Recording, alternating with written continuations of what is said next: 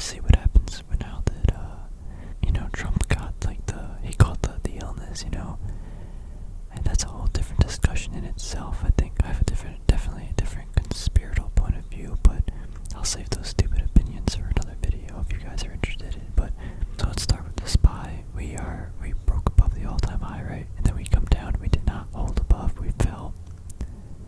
Then we fell about 5%. And this week we pushed to that all-time high, and we did not break above it.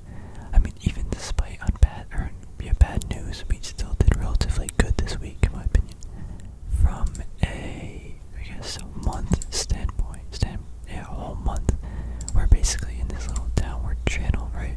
Now that I look at this, it kind of makes me rethink a bunch of things.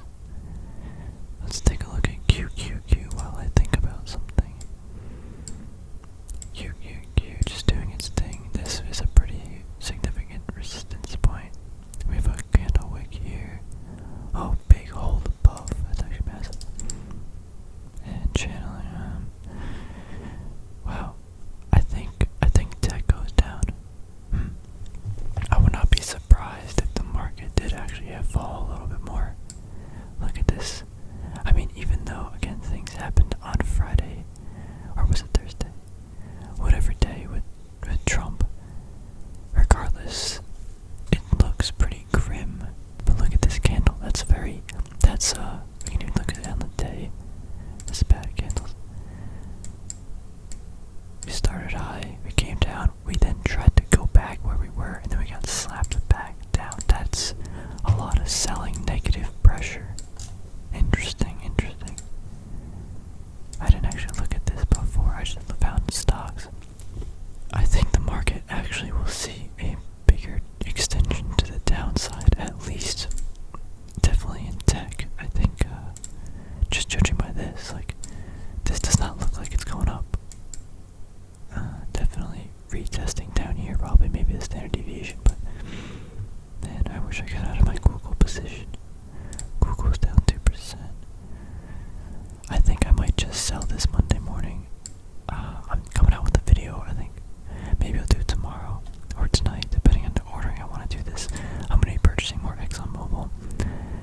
I'll get into that exact reasoning in the other video, but basically it's cheap in my opinion. I think it's cheap. I think it's been hammered down way too long.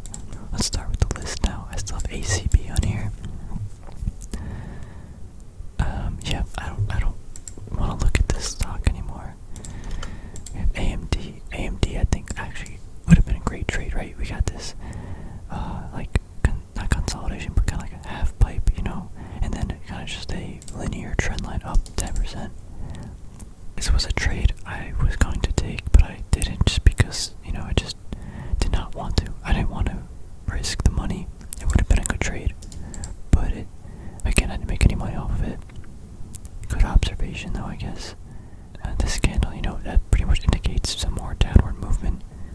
We didn't get to this 8750 level like we did these past 2 times, or even, 2 times. That kind of seems pretty negative to me. We might see some more downward movement. KCG's at like $14 right now. This thing got pretty much hammered a lot. We're at this level, it's pretty cheap price action wise, but weed sector's getting kind of hit pretty hard. We're at 2 standard deviations on a 6-month time frame. Let me go back to 1 year. This might see some pop here because we're just so statistically away from, where it's been relatively. Look at that selling all here. Look at that. Sell, all these wicks. But then you see these buying ones here. I think sellers are going to still maintain control. However, we might see some little pop here. This would be, for me, I might buy a little just for value play. HNY. What is this? Helion. Oh yeah, didn't they have an IPO or something? I have it on here, I forgot why, but yeah, another electric car thing. Kimberly-Clark, we're at 1 standard deviation, 6-month time frame. I think it might hold here. It's probably just going to keep buying up. Even these aren't massive gains you're probably going to see, but it is something to, I think it's like a safe trade, or a safe buying opportunity. So we have, on a 1 year, we have this as a 1 standard deviation, and right now it's not breaking above or it's grinding it below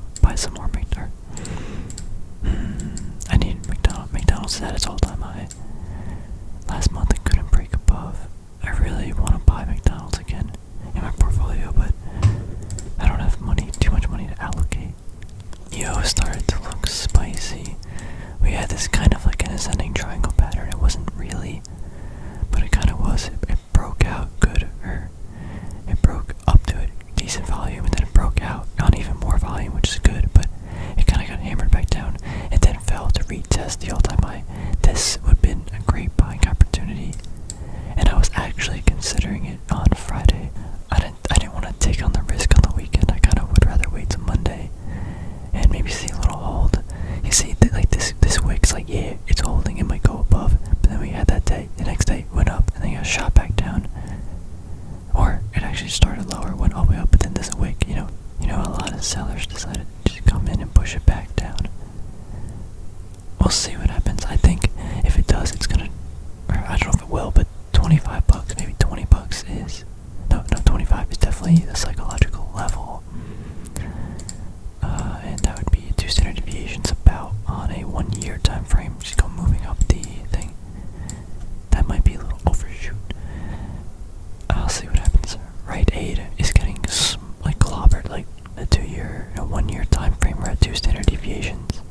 This thing fell from earnings on September 24th. It fell like 20-30%. It's just, in my opinion, I would trade this as a value pick so far to the downside that it has to probably come up a little bit. Obviously, that trading principle is kind of dumb, but it is something that I will look further into if I want to make a trade or if I see a potential turnaround play. But yeah, this thing is basically, I think it went bankrupt too or something. I don't know, but it's getting pooped on. Roku is, I think, at its all-time high. This is where the all-time high, and yeah, basically we're seeing so much upward movement, and so there's a lot of lines. Sorry, but try to get rid of some of them. Basically, we got an up move, pull back, up move, pull back, up move. Here's the resistance. Might see a little pullback, and see, this is also a big resistance because we have this price, but we also have this trend line. We have the standard deviation, so there's a lot going on, a lot of potential resistance levels. But if it breaks it, it closed at exactly $200 on Friday. Not really too surprising. It's a big psychological level. I think this actually catches somewhere, maybe 187, something around here. I don't know, 185, and pushes back, probably to break. Again, that's just my quick, dumb interpretation of prediction of what might happen. I think the price action kind of shows that. I'll keep it on my watch list. I'm probably not going to trade it because I don't have a high conviction of it. Snapchat. Oh yeah, Snapchat. I had shares down here and I sold it. And here we are going back up. Sadly. Snapchat, this is its $30 about. Is its all-time high ever. I think we're going to see probably potential movement. Or actually, we're at this resistance. Let's see what happens here. Might see a little pullback, but if it does, it might shoot up to here. $30 should be a significant resistance. Where it's probably going to fall back to some lower level. But if it breaks above the all-time high, I think this thing's going to probably just run because that's what it usually does when stocks do that. Space had a great week maybe. We had that 20-30% move, and then we had a pullback to a resistance level. Some consolidation in here, and then on Friday, it actually shot up huge price movements. It actually fell really far, but then it shot up from that resistance level, and actually we're at this massive trend line. This is last maybe year or two. This trend line, to me, looking at this, it's got to see some more pullback, some consolidation. But if it does shoot above, $25 maybe, just being really optimistic. I'm not in this trade anymore, but I kind of wish I was. If that does happen, looking at this, I think we have to see a little bit more pullback or consolidation. But again, we'll see what happens. We got that really pretty big volume spike, jump volume spike. Yeah. Tesla's an interesting. I still think it's overvalued, but we have this. If it falls 10-12% more, we have this trend line support also coinciding with this 360 resistance level or support level. We're also at this downward kind of pattern, right? We have $600 or $500. Then we have this for 60. Then we have this one for 50. We keep seeing lower highs. Although there isn't really a trend line associated with it, it just shows the consumer confidence, in my opinion. We're looking at 4-hour time or candles right now. It's the same thing, just so we didn't see any pre-market spikes to confirm the data. Workhorse, shot all the way past up, and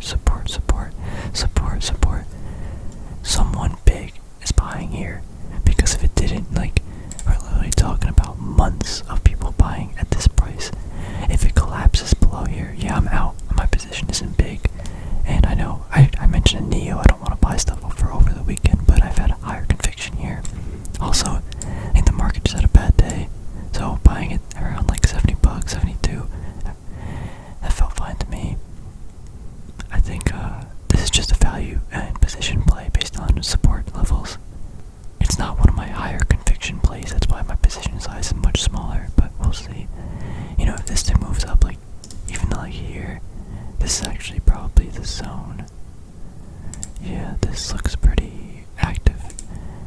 I might just sell it like 5-6%. Maybe it'll move up to like something around here. Around this price action level looks a little bit better. Or not better, but better gains, but might not get there. Now we have X is US Steel. I forgot why I have this on here, but basically it's been, hammered. I've been watching this for a while. I actually forgot about it because it got removed from my watch list, but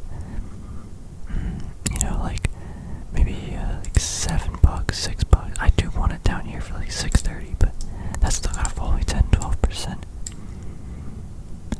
I don't know how I feel about steel, but I feel like if it does come back or return, massive gains are gonna be made. Like this thing fell to like 80%. I mean, the fundamentals of the company aren't that good, but kind of just a price action value play, or a potential one. But yeah, anyway, that's pretty much my list for the upcoming week. It might change, things might happen. Yeah, a lot of things. I'm probably not gonna trade too many things. My high conviction plays winners are not really, but I just got it. I wanted to put some more risk on. I do like Neo in this spot, but for some reason it doesn't look like it wants to hold. Space I really do like, but I think we might see some